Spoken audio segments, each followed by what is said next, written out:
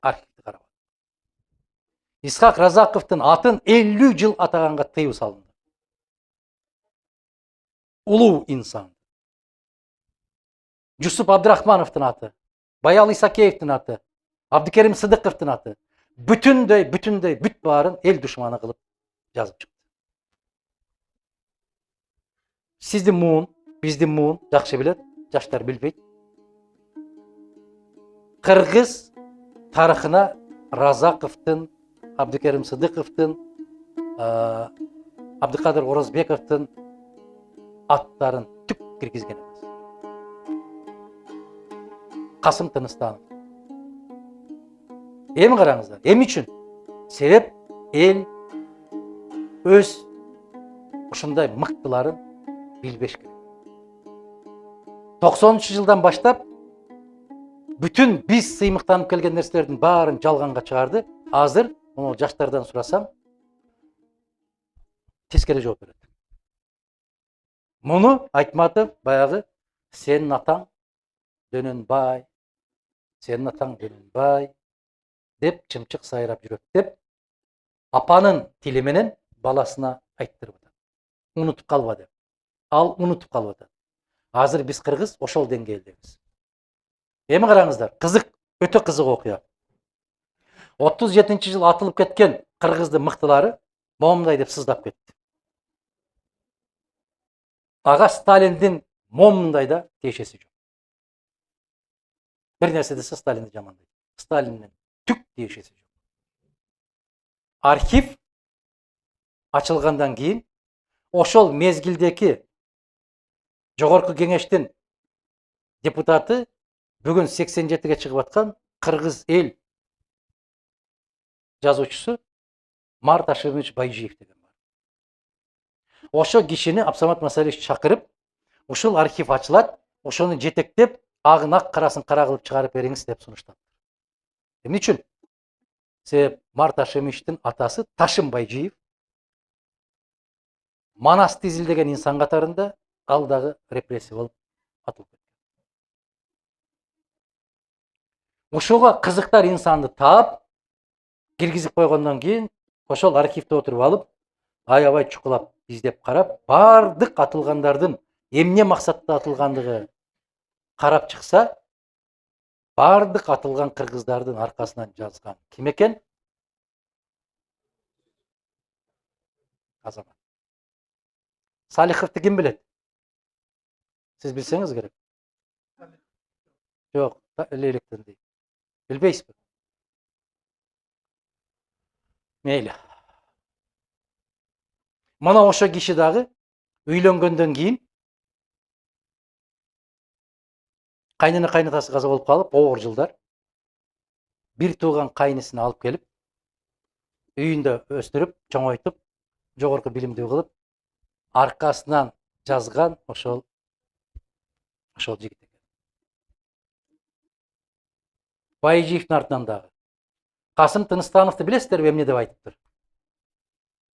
Ал киши Март Ашимович дагы айтпай койду эле, мен интервью алып атпайдымбы ошону? Кайра айттым, качанга чейин сылап сыйпап жүрөбүз. Ачык айтыңыз ким экен десек, өзүбүздүн алып деп көкөлөтүп жүргөн Токонбаев экен. Эмне деп жазыптыр Токонбаев Касым Тыныстановдун аркасынан? Тыныстанов китепке жазып атат. Ал билим берүү министри болгон. Ишенал Арабаев ким болгон? Алфавитти, ошондой кыргыз алфавитин түзгөн киши болгон. Касым Тыныстанов экен. Ошондой деп жазып атат Тыныстанов. Ородо даның толо болсо, короодо малың ток болот. Аны алыкебиз эмне деп жазыптыр бияка? Бул ашыкча эгиниңди өкмөткө тапшырба деп атат. Орого толтуруп кой деп атат. Деп жазыпты. Деп бияка жазып атат. Балка. Биздин көзгө басар азаматтардын бүтүндөй баарынын аркасынан жазгандар жанындагылар. Исхак Разаковду дагы өкүртө жазгандар, президиумда отургандар, өзү көтөрүп областка, районго, борбордук комитетке жетекчи министр кылгандар. Emне kanımızda var. Mıktı çıkkan azamattın bарын tınçtı turgan özübüz. Azır bugünkü zamanda oşolar akçаны berip muну жаздырат, сизди жаздырат, сизди жаздырат. Не деп жаздырат? Толгон токой жалган жашыкты жаздырат. Анан сиздер окуйсуздар. Ошол мездегидей кыргыздардай. Ой атаң озурай, муну киши деп жүрсө бул да бүткөн турбайбы? Дейсиздер. Ошентип жек көрсөтүп, жаман көрсөтүп туруп, анан акырында жок кылат. Ошентип бизди өз колубуз менен эчен жылдан бери тазалап келатат. Натыйжада кимдер калды? Бүгүнкүлөр калды. Эмне болуп атат? Кагаз берсе окуя албай атат. Мындай элди башкарууга өтө жеңил. Кандай дейсиздер? Мына ушул жерде отурганыңыздар деле кече кийинкиде болочокто шайлоодо каяка баратасың? Эмнеге ушундай? Билбейм. Эмнеге ушундай кылып элдин баары айтып атпайбы? Бул баягы жоламандын жагдайы. Кандай дейсиздер? Өз энесине жаа аткан баланын образы бүгүнкү образ.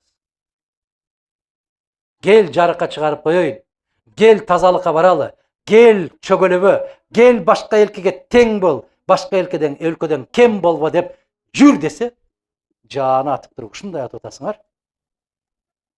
Дүйшөн, гел балдарыңды окутуп коеюн, гел кыздарыңа тамга таанытып коеюн, гел сабаттуу бол, башка эл менен тең бол десе, арабанын дөңгөлөгүн алып сабаган кыргыз бүгүн базы. Бүгүн да ошол. Жандай эмеспи? Ушул нерселер, урматтуу жигиттер, агалар, карындаштар, эжелер, көңүл бура турган маселе. Болду эми, кайдыгерлик менен ушул жерге келдик, жетишет.